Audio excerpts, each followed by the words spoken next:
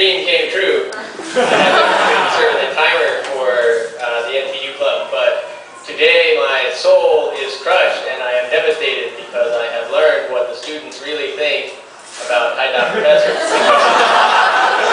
My dream would be an entirely different word if you use M instead of V. We have changed our venue.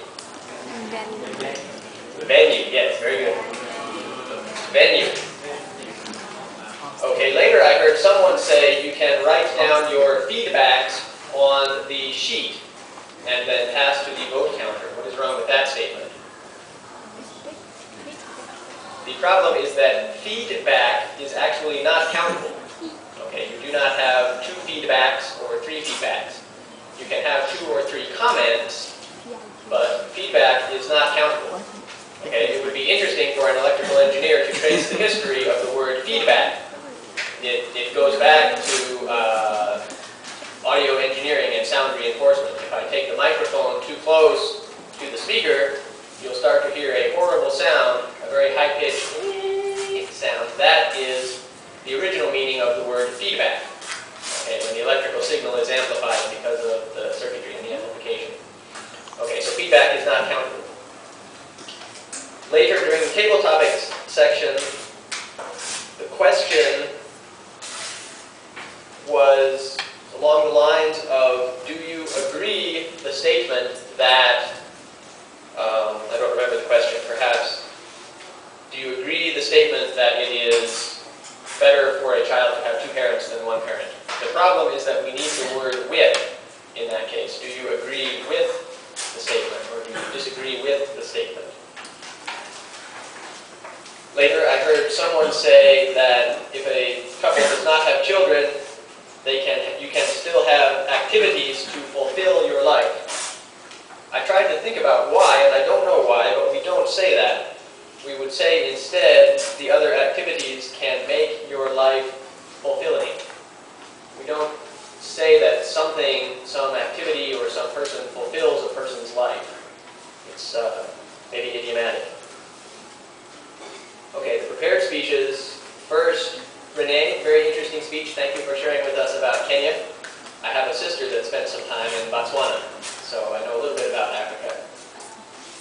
You referred repeatedly to Kenya people.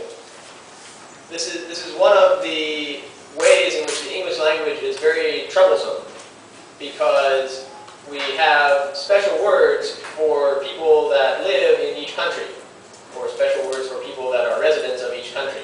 Okay, so people that live in Taiwan are Taiwanese, people that live in America are American, people that live in Kenya are Kenyan. So you can simply say Kenyan.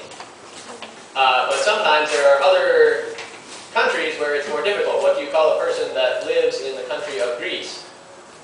G-R-E-E-C-E in Europe. That person is a Greek. G-R-E-E-K, a Greek person.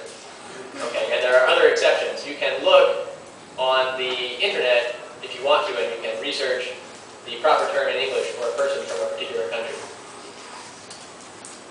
Later, describing your host that was serving you food, you said that they were very zealous about supplying you with food. The pronunciation we usually prefer is zealous. Zealous. Heather, where did Heather go?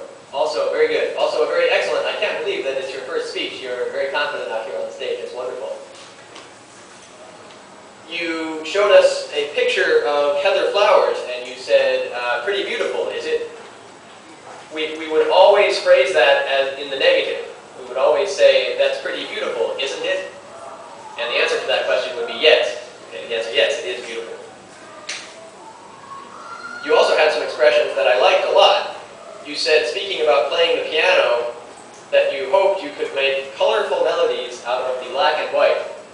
I don't know if you made that up yourself, but it's very clever, because colorful, of course, literally can mean having many colors, but it can also mean interesting or pleasant to see or listen to.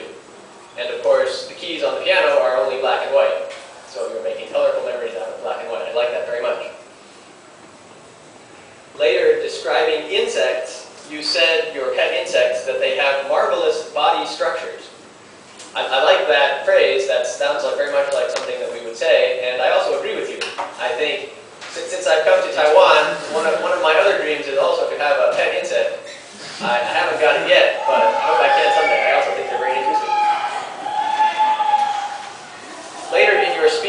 said that your father's situation was too painful to endure, so he considered suicide. We would probably insert a word along the lines of almost. Since he did survive, since he did not commit suicide, we might say it was almost too painful to endure. And later, speaking about the person who I guess committed arson, I'm not familiar with that story, but you said he was caught just before his penalty was about to be canceled. I think, I'm not familiar with the story, but we have an expression in English, it's a legal term, and that term is the statute of limitations.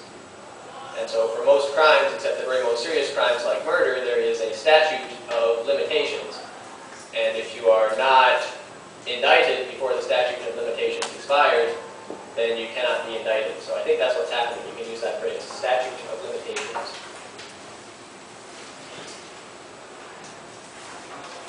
Jason.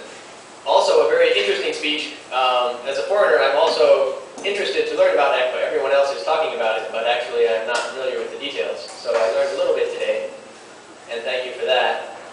I do have a few suggestions about your speech. You said of ECFA that it is a chance to increase the benefit of Taiwan.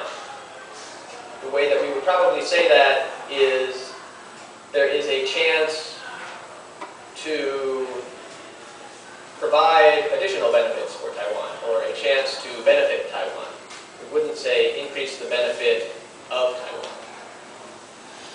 Later you said China is the most potential market in the world.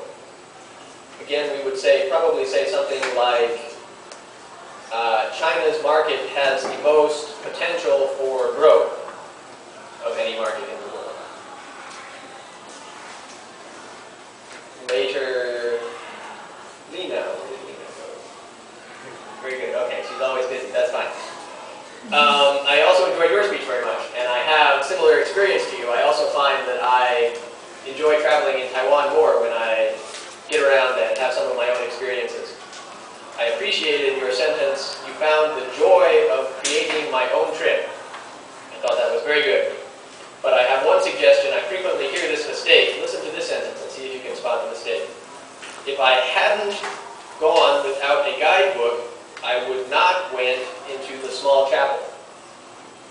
If I had not gone without the guidebook, I would not went into the small chapel. Anyone have any ideas? English is very troublesome. There's an interaction. The problem is with the verb. Okay, so the action happened in the past. The action would have happened in the past. So you might think that you should use the past tense, when. But unfortunately, things change when we have a hypothetical situation. Okay, she's saying, if this had happened, then, and in such a circumstance, we would say, if I hadn't gone without the guidebook, I would not have gone into the chapel. I would not have gone.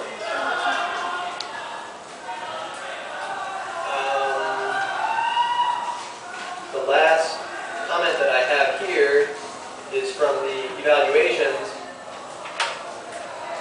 Someone speaking about a speech said that something someone had done can arise some interest in the audience. We might say develop, can cause the audience to develop interest.